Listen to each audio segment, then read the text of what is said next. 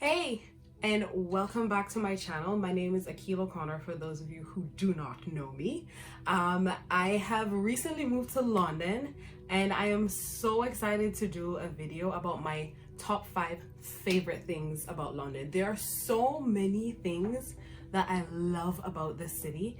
Anyone who knows me knows New York City was my favorite city in the whole world. Nobody can tell me anything about New York. But then I came to London and I'm like, honey boo boo, New York ain't got nothing on London. London is now my most favorite city ever. I don't know if it's gonna keep the title, but that's where it's at.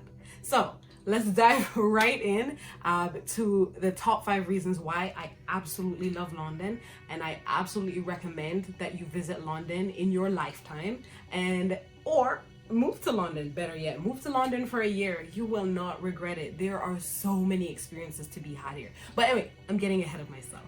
Let's get to the top 5 reasons. Number 1, London is a whole mood, okay? This city is a whole mood, fam. Like, it's weird to describe this, but London has an energy of its own. It's like the city has a personality.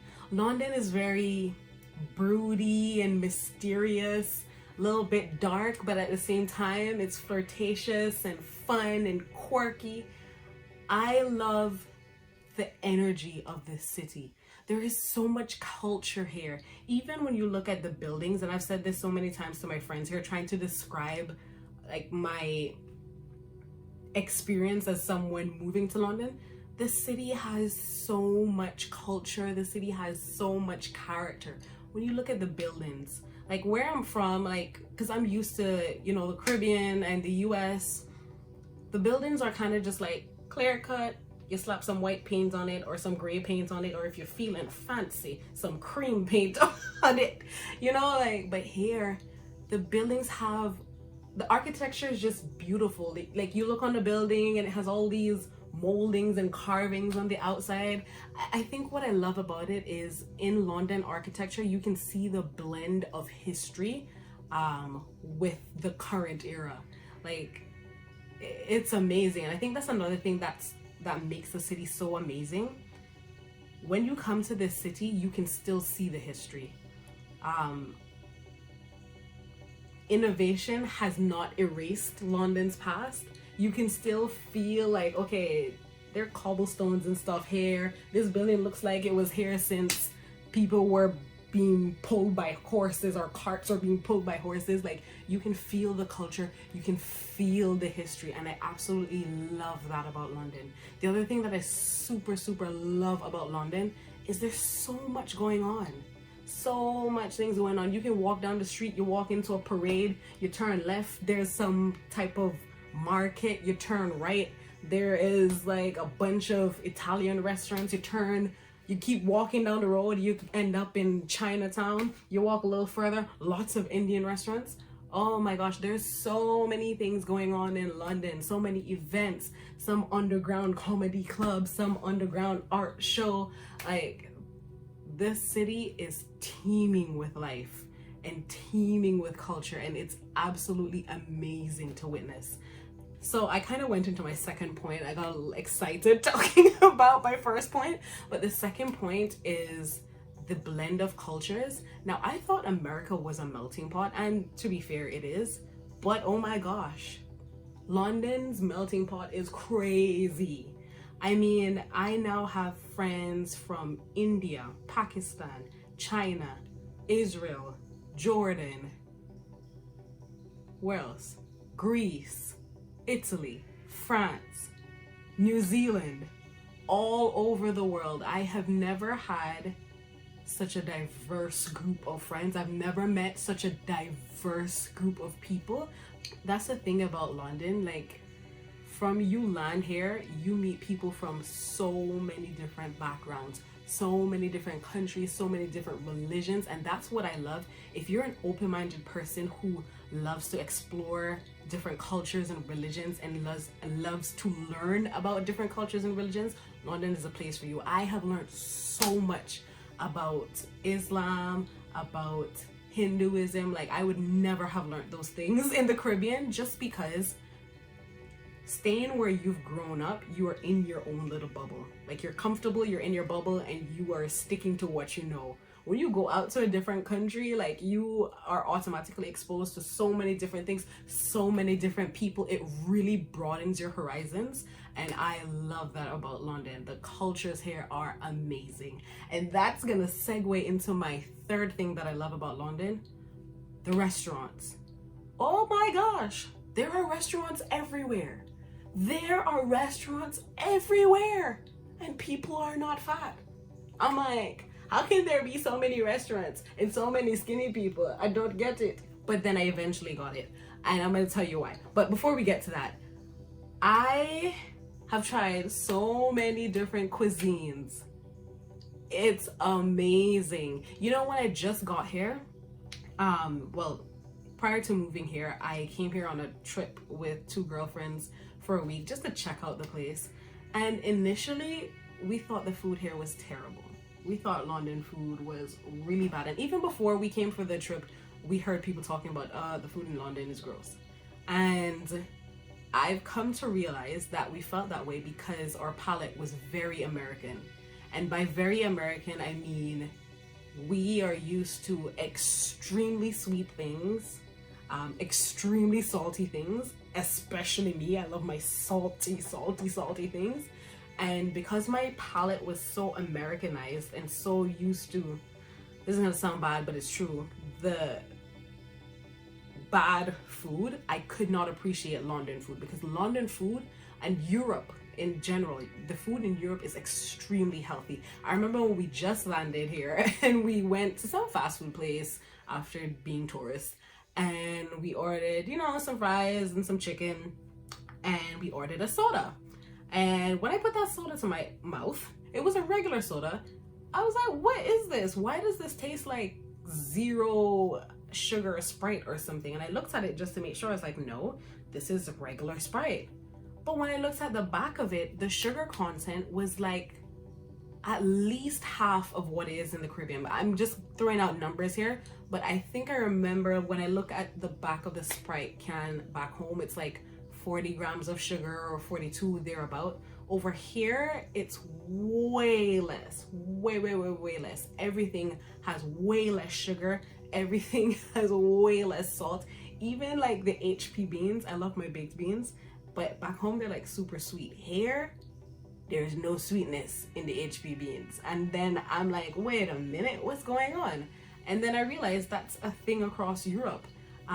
The food here is so much more healthy. Even when I go out to like KFC or McDonald's or one of those places, the food in the fast food places tastes like if you were trying to make fries and chicken at home. Like, you frying your chicken and you cutting up potatoes and frying it at home. That's what the fast food out here tastes like.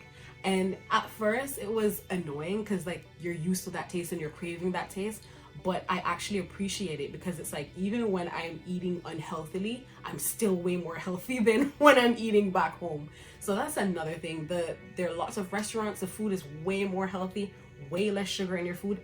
There is so much less sugar over here that after my was it my first? I think it was my second week of moving here, I had sugar withdrawal. That's how bad it is. And even back home though, and it's weird because I'm not a person who eats a lot of sweets. I like more salty food, so I'm not a person who eats donuts or lots of cakes. Like, that's not me. And even so, I had sugar withdrawal. I had headaches and everything. So it's crazy how much healthier the food is over here, and it's really good. And it kind of shows in the population, because I remember one of the things my friends and I noticed over here is when you look in a crowd, everyone is so much slimmer than when you look in a crowd like in the Caribbean or in the US. Like, it's so it's like something that I noticed immediately. Like, that's how much the sugar tax here has impacted the population. And I think it's something, honestly, that the Caribbean and the US should look into, because yeah, we need help with the food, man. Anyway, that's not the point of this video. So the fourth thing that I love about London is just the abundance of opportunities over here. And that's a characteristic of, you know, any huge country.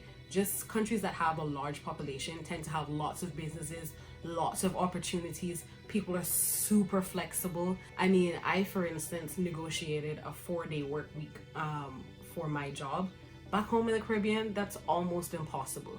Like, I feel like Caribbean people keep rules just for keeping rules' sake. Like, you could have a 4-day work week, but it's like, no, that's weird. Everyone works 5 days, so that's what it has to be. Like, there's no flexibility in the Caribbean. Like, people just live in a box. Over here, there's so much flexibility. People are willing to work with you. Like, people are willing to negotiate with you. Like, in a country like this, it's easier to live a life that you've designed and not live a life that's just handed to you.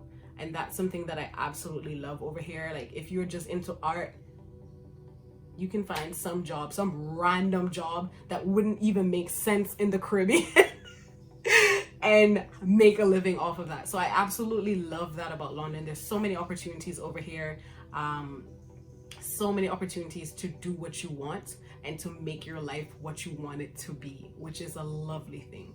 My last thing that I love about London is that it's a travel hub.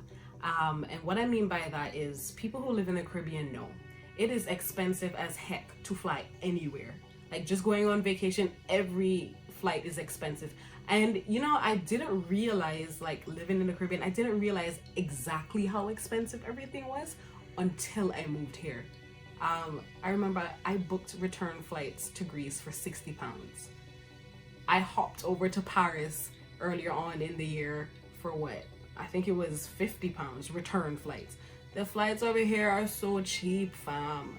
So cheap. And I'm like, for me, it's like, flights, book.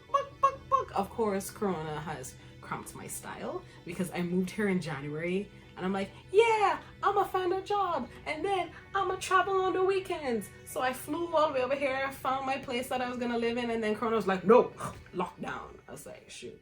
So it's been a little difficult to travel because, for instance, I was supposed to go to Portugal in November, and literally the week before my flight was, a week before the time I was supposed to leave, they got put on the quarantine list, so I couldn't go.